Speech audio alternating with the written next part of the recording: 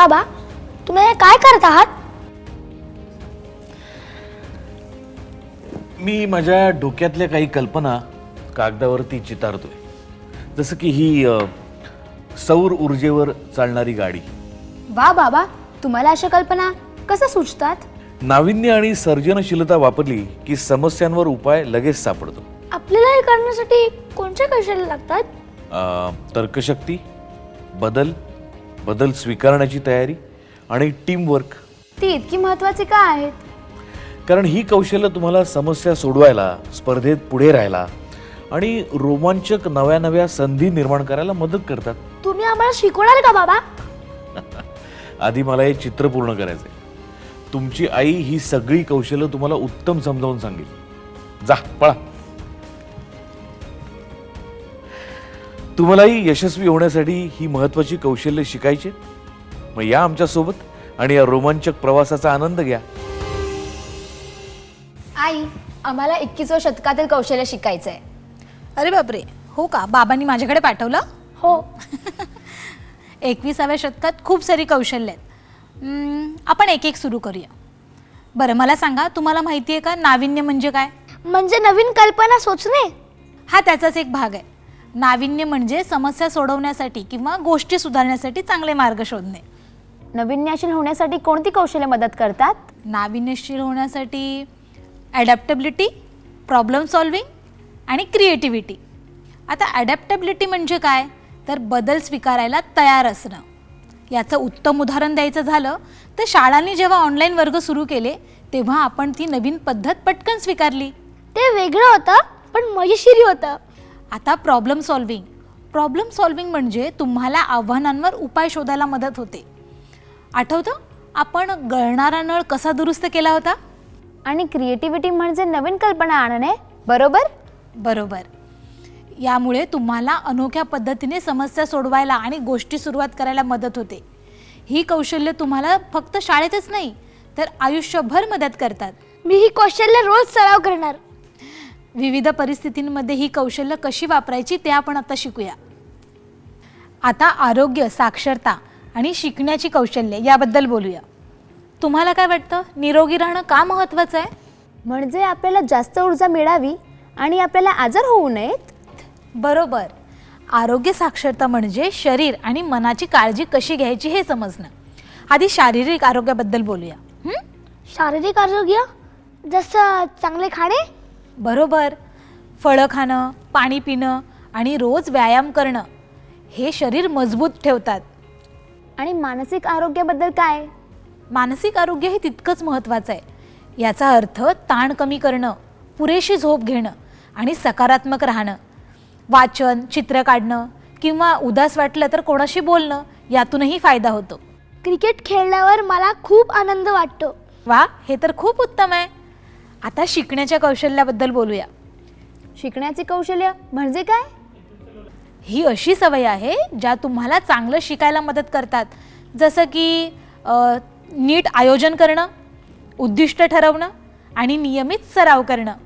उदाहरणार्थ तर परीक्षा सुरू होण्याआधी अभ्यासाची योजना करणं तुम्हाला अधिक चांगलं लक्ष केंद्रित करायला मदत करते. म्हणजे आरोग्य आणि शिकणे याचा एकमेकांचा संबंध आहे. हो. निरोगी शरीर आणि मन तुम्हाला अधिक चांगलं शिकायला आणि लक्ष केंद्रित करायला मदत करतात. मी माझ्या आरोग्याच्या सवयी वहीत लिहायला सुरुवात करणार. छान कल्पना आहे. लहान बदल मोठ्या प्रगतीकडे नेतात. चला, आपण एकत्र मिळून कौशल्य विकसित करूया. आपण आता 4 C's बद्दल बोलूया. तुम्हाला आठवते का कोणते होते ते? हो, एक आठवतंय, सर्जनशीलता. बरोबर. हो, ती नक्कीच असावी. 4 C's म्हणजे तर्कशक्ती, संवाद, सहकार्य आणि सर्जनशीलता. चला, आपण तर्कशक्तीबद्दल शिकूया. कोडी सोडवणं हे एक तर्कशक्तीचं उदाहरण आहे. यात तुम्हाला हळूहळू समस्या सोडवायला आणि कला शिकायला मिळतात. म्हणजे काळजीपूर्वक विचार केल्याने आपण शहाणपणाने निर्णय घेऊ शकतो. बरोबर.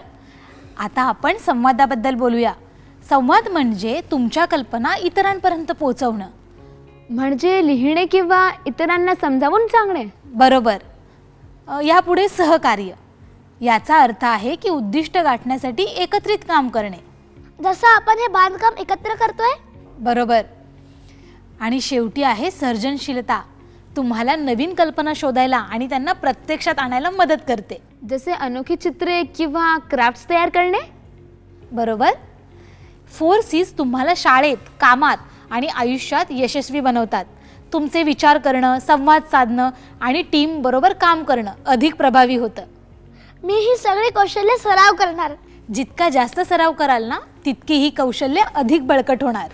चला, आता चौकशी आणि प्रकल्प आधारित शिक्षणाबद्दल बोलूया. तुम्हाला माहिती आहे चौकशी म्हणजे काय? म्हणजे काहीतरी नवीन शिकण्यासाठी प्रश्न विचारणे. अगदी बरोबर. चौकशी म्हणजे योग्य प्रश्न विचारून गोष्टींचा शोध घेणं. उदाहरणार्थ, तुम्हाला माहिती आहे ज्वालामुखीचा उद्रेक कसा होतो हे जाणून घ्यायचं असेल तर काय प्रश्न विचाराल? ज्वालामुखी का फुटतो? बरोबर, खूप छान. चौकशी आधारित शिक्षण तुम्हाला निरीक्षण, संशोधन आणि प्रयोग करून उत्तरं शोधायला शिकवते. आता प्रकल्प आधारित शिक्षणाची गोष्ट पाहूया. यात समस्या सोडवण्यासाठी किंवा प्रश्नाचे उत्तर शोधण्यासाठी प्रकल्पावर काम केलं जातं. शाळेसाठी जे आपण सौर मालिका मॉडेल बनवलं होतं ते असंच काहीतरी होतं ना? हो. प्रकल्प तुम्हाला एखाद्या विषयाचा सखोल अभ्यास करायला शिकवतात, टीममध्ये काम करायला आणि शिकलेलं प्रत्यक्ष आयुष्यात वापरायला शिकवतात. म्हणजे प्रकल्पामुळे शिक्षण मजेशीर आणि सर्जनशील होते.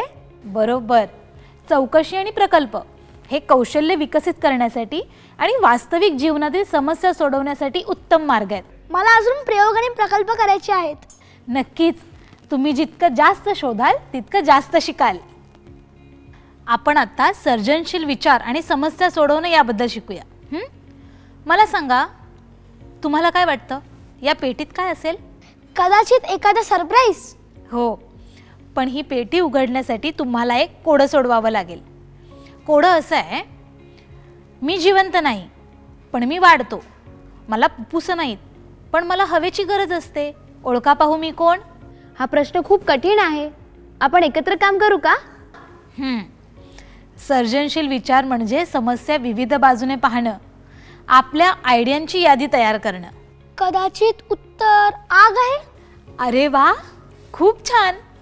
आता पेटी उघडून बघ.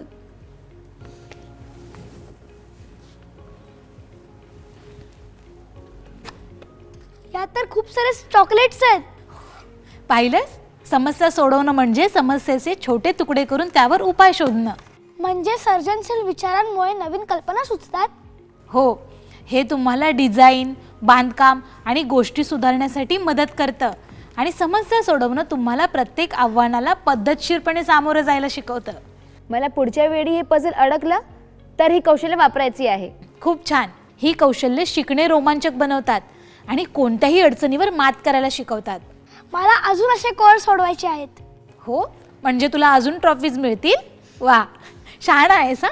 पण असाच सराव करत राहा आणि एकत्र शिकत राहा. काय मग आत्तापर्यंत शिकलेल्या कौशल्यांचा प्रवास कसा काय सुरू आहे? जबरदस्त. आम्ही नाविन्य, टीमवर्क आणि सर्जनशील पद्धतीने समस्या कसं सोडवायचे ते शिकलो. आणि आम्ही प्रयोग आणि प्रकल्पही केले. आजपर्यंत आपण अनुकूलता, चौकशी आणि समस्या सोडवणं यासारखी महत्त्वाची कौशल्य शिकलो. नव्या युगाची ही आवश्यक साधनं आहेत. पुढच्या भागात आपण डिजिटल साधनं, ऑनलाईन संसाधनं आणि टीमवर्क अधिक प्रभावी कसं करायचं ते शिकणार आहोत. चला, या रोमांचक प्रवासाला आपण मिळून पुढे नेऊया.